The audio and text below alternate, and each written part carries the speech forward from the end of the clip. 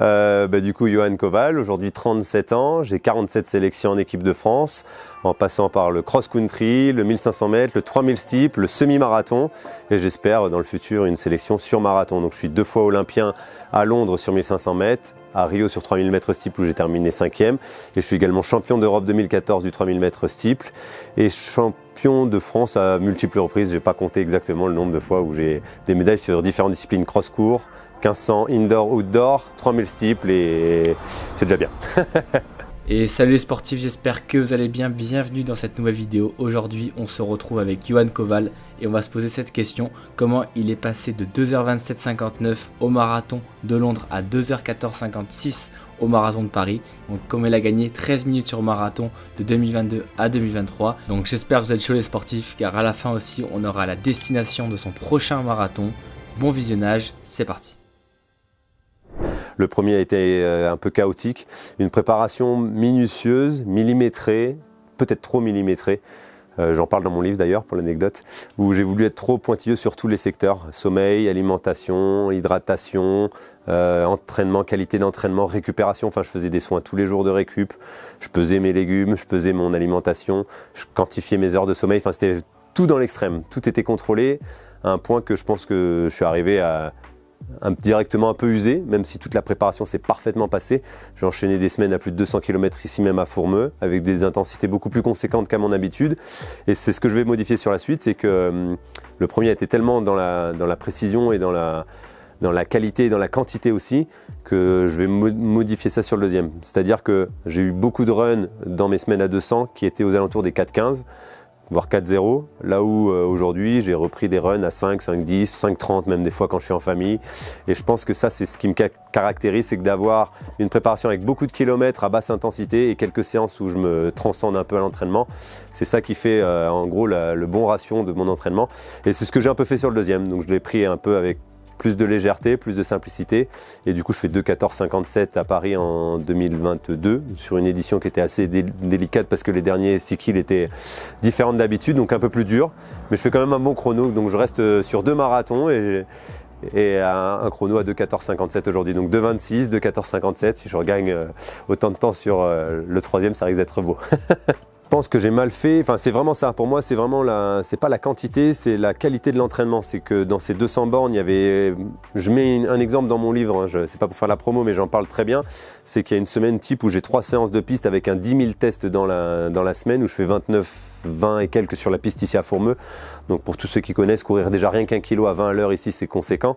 Et du coup ça, dans une charge d'entraînement et une semaine d'entraînement à plus de 200 km, et tous mes footings étaient à 14-15 à l'heure. Le lundi matin, je commençais avec Bachir Abdi, qui est vice-champion olympique là encore cette année, avec un footing de 20 à 25 km à 4,0 plus lent. Souvent c'était aux alentours des 3,50.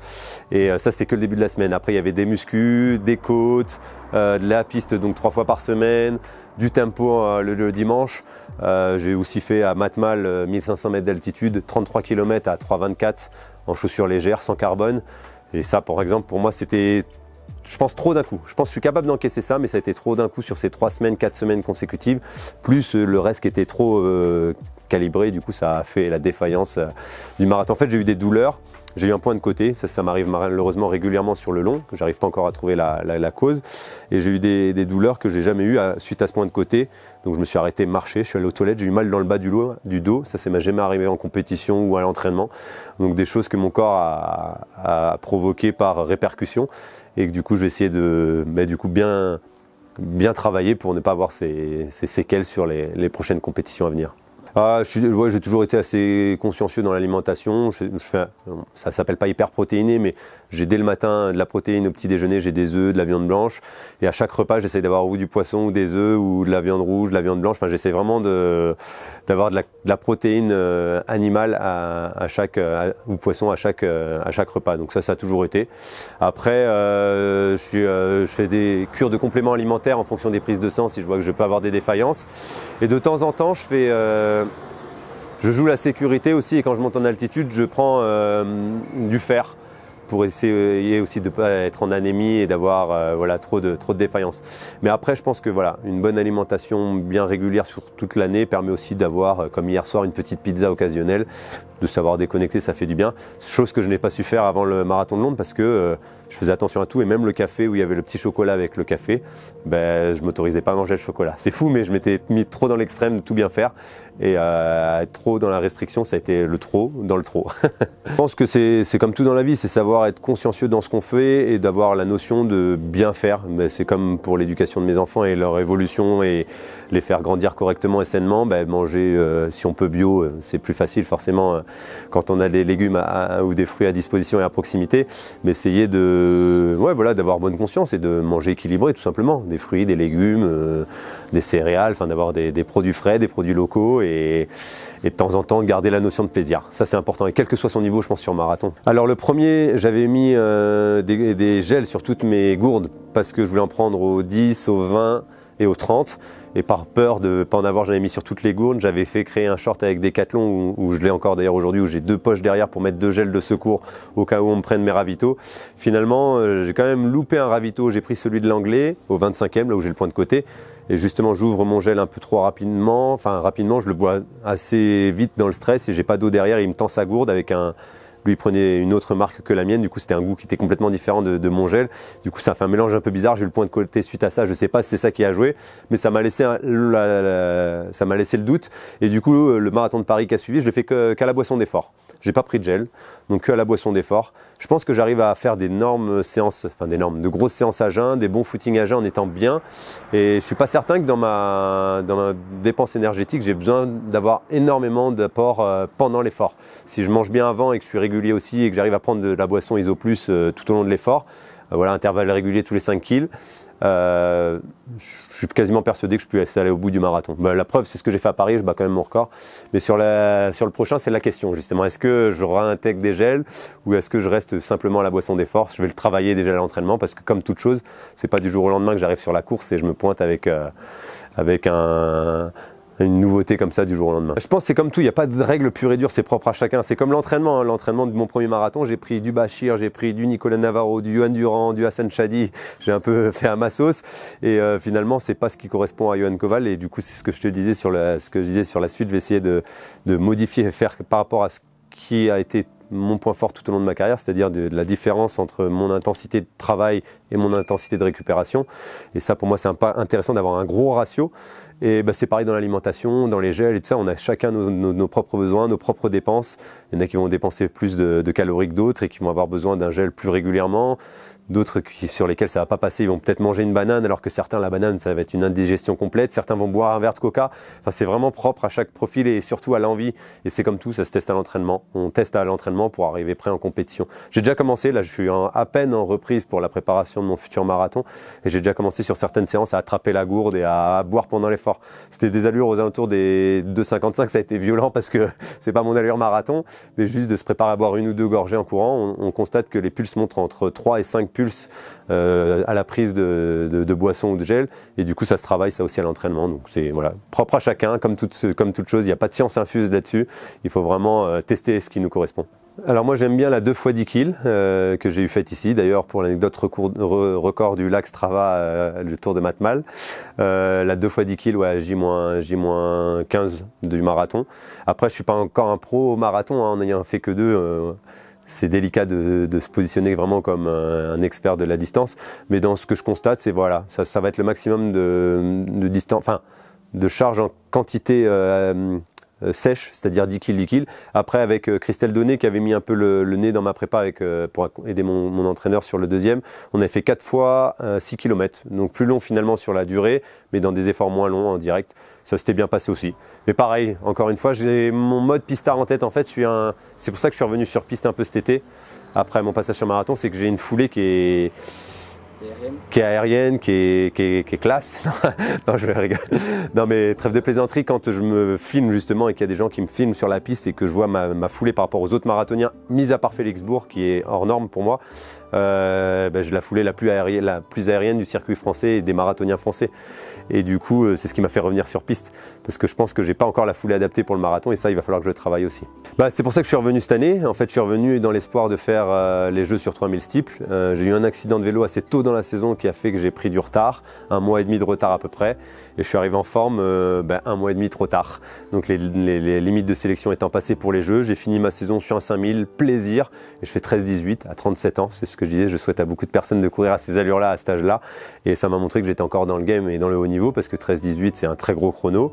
Enfin, ça fait prétentieux de dire ça, mais je suis hyper fier d'avoir fait ça et du coup j'ai pu couper sur la bonne dynamique et repartir avec une programmation future nouvelle et avec de nouveaux objectifs, mais de la bonne manière. Je n'ai pas coupé frustré d'avoir loupé les Jeux parce que c'était l'objectif de ma carrière et pas de ma carrière mais de ma saison et de cette dernière de ces derniers 3-4 années. Mais du coup, je suis moins frustré parce qu'il y a un record quand même à la clé. Exactement. Okay. Celui-là, c'était un 5 kg en reprise et c'est là où je me suis rendu compte que finalement, le haut niveau était encore accessible.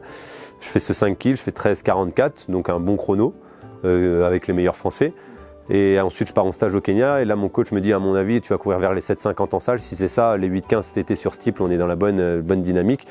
Et la chronologie était en train de monter progressivement en puissance et c'est ce qui s'est passé. Je fais 7,52 en salle, donc de belles espérances. Je passe en stage aux États-Unis et là, il y a eu pas mal de petites péripéties, de petites choses qui ont fait que j'ai pris du retard, additionné à ce mois et demi de retard que j'ai pris en octobre avec la côte, a fait que voilà, j'arrive en retard en forme. Et c'est pour ça que je suis resté sur un 5000, j'ai pas voulu faire un steeple parce que je me suis dit, imagine, tu arrives à courir moins de 8,20 en fin de saison et tu restes à la maison à regarder les Jeux à la télé comme ça a été le cas, tu vas être frustré. Donc j'étais moins frustré de terminer sur un record, sur une autre distance que j'avais pas couru depuis un petit moment. Et voilà, comme ça a laissé l'ombre du doute. Et est-ce qu'il en était capable ou pas, on le saura jamais. Mais au moins, personnellement, je reste sur une bonne fin sur piste, même si pour moi c'est pas encore la fin de la piste, mais je reste sur une bonne fin de saison en la matière, quoi. La suite elle vient de se dessiner et de s'écrire là parce que j'aime bien avoir des objectifs à court, à moyen, à long terme. Donc là c'est encore très chaud et c'est vraiment à déterminer à 100%, mais il y a 95% que ça se fasse dans cette dynamique là. Donc 10 km de tour sur le 22 septembre, voilà, semi-marathon de Valence le 27 octobre et le marathon de Shanghai le 1er décembre, donc un retour sur l'épreuve reine du demi-fond, enfin du fond, parce que j'ai envie d'arriver un peu plus maîtriser cette épreuve et de montrer que dans les années à venir, je suis capable de courir moins de 2,10. Enfin de me prouver que je suis capable de courir moins de 2,10. Aujourd'hui, dans le niveau français, moins de 2,10, ça vaut peut-être pas grand-chose. Mais à titre perso, d'avoir fait du cross, de la piste, 3,33 sur 1500 et arriver à ce moins de 10, j'espère, ça serait une satisfaction personnelle vraiment conséquente. Après, c'est surtout un challenge perso. Et puis, en fait, c'est aussi à la fois pour... c'est ce que j'avais annoncé à Keep-Run en ayant initié cette collaboration, que c'était dans les 3 ans à venir, je voulais faire 2,10. Je me suis pris trop tard pour venir sur marathon, j'ai attendu trop longtemps pour faire le premier. J'ai demandé à revenir sur piste, ils m'ont accompagné dans le projet. Et là, pour eux, j'ai vraiment envie d'atteindre cet objectif, même si c'est hors délai par rapport à ce que j'avais prévu, mais de leur montrer que je suis capable et qu'ils n'avaient pas finalement investi ou misé sur la mauvaise personne. C'est que voilà, c'est la chronologie qui a fait que ça a été différent. La vie on a décidé autrement, mais voilà, je suis capable. Je pense que j'en suis capable. Après, à moi de le prouver. Hein. Il y a des coureurs qui l'ont fait avant moi et j'espère que je vais y arriver. En tout cas, je vais me préparer en conséquence. Alors, c'est pas l'objectif de Shanghai. Hein. Shanghai, c'est justement à la fois pour remercier Keep-Run parce que c'est une équipe de décathlon qui invite des décathloniens de tout niveau français. Donc on est une vingtaine à partir là-bas. Donc ça va être des collaborateurs de Décat, des sportifs sous contrat de Décat. Et du coup, me joindre à ce groupe-là, ça va être hyper sympa. Mais je me dis quitte à aller à l'autre bout du monde, c'est pas non plus y aller les mains dans les poches, je suis en mode touriste, essayer de le préparer un minimum. Donc si je peux courir aux alentours de mon record, je connais pas encore le parcours. J'ai vu que la météo était à peu près similaire en France à ce moment de l'année. Donc 11 au plus chaud et 3-4 degrés au plus froid. Donc on va essayer de se préparer d'une bonne manière, refaire un chrono aux alentours de ses records, on verra, il n'y a pas de lièvre, il n'y a pas tout ça, et à la fois remercier Decathlon pour ces 3 ans de collab qui ont été assez exceptionnels pour moi, co-créateur, mise en avant médiatique et mise en avant dans tous les décathlons du monde entier pendant plusieurs mois, donc c'est juste une folie cette collaboration et du coup je trouve que ça finalement dans la chronologie et dans la vie ça se goupille super bien. Ils m'ont proposé ça, j'ai dit oui direct et puis du coup ça me remet le pied dedans et d'une belle manière, moins performance que d'aller à Valence ou j'attends d'être un vrai marathonien pour justement être capable de courir proche de 10 comme mon copain Yohan Durand avec qui on était ce matin sur la vidéo. Pour moi, je mérite pas encore d'aller à Valence. J'attends d'avoir un meilleur niveau pour me présenter à Valence. Et voilà. Donc je vais me préparer avec lui parce qu'il a la même chronologie de saison. Donc le 10 km, le semi et le marathon. Donc ça va être bien parce qu'on va se préparer en mode entraide et ça va pas être le mode compète. Et du coup, avec un objectif chronologique similaire mais différent parce qu'on sera à l'autre bout du monde pour faire chacun notre course le même jour parce que c'est le 1er décembre, donc ça sera que le décalage horaire qui va faire la diff, mais du coup l'histoire est belle au final. C'est mon témoin de mariage, ça fait des années qu'on se croise sur certaines séances, certains entraînements. Il habite à 45 minutes de chez moi, mais on est tout le temps un peu chacun dans ses endroits différents, dans ses prépas différentes et dans ses occupations différentes, et là on va essayer de goupiller un peu ça pour coordonner le tout et du coup arriver à chacun atteindre son objectif. Et un petit mot pour la fin, pour un petit mot d'encouragement où on peut te suivre. Enfin... déjà en vrai, sincèrement, c'est parce que j'ai mis beaucoup de temps et beaucoup de cœur. J'ai écrit un livre en co-création, enfin co-écriture avec Mathéo, où on explique cette expérience marathonienne pour le grand public. C'est un peu romancé et ça c'est un chouette projet qui justement on n'a que des bons retours sur les gens qui l'ont lu parce que ça peut donner envie à des gens à faire du marathon, à donner des petits tutos à ceux qui sont déjà marathoniens, même aguerris, et à faire progresser certains sur certains petits points et certains petits tips qui sont tout bêtes et qu'on ne pense pas forcément. Donc j'ai déjà vraiment un coup de cœur qui est présent dans ma vie et que j'essaie de véhiculer au maximum. Et après le petit je veux dire plus l'endroit où on peut me suivre, c'est les réseaux sociaux. Et le petit tip, c'est un corps faible commande, un corps fort obéit. Ça, c'est ma devise de la muscu. Et du coup, je la reprends souvent. Et ça, c'est une bonne ligne de conduite pour les gens qui veulent être performants à leur niveau. Un corps faible commande, un corps fort obéit. Donc, c'est la tête qui peut maîtriser tout ça. Mais c'est comme tout, ça se travaille à l'entraînement. Merci beaucoup. Au plaisir. Et puis, à la prochaine. Et comme on dit, ciao soupape. Et voilà les sportifs, c'est la fin de cette vidéo. Encore merci à Yohan Koval de nous avoir permis de tourner cette vidéo. Et n'hésitez pas aussi à aller voir notre site internet, la NTV Training Center. On vous met le lien en description. C'est un centre 100% conçu pour les sportifs à 15 minutes de l'endroit où on a tourné cette vidéo. On se retrouve bien sûr pour une prochaine. N'hésitez pas à vous abonner et à partager cette vidéo. Tchuss les sportifs.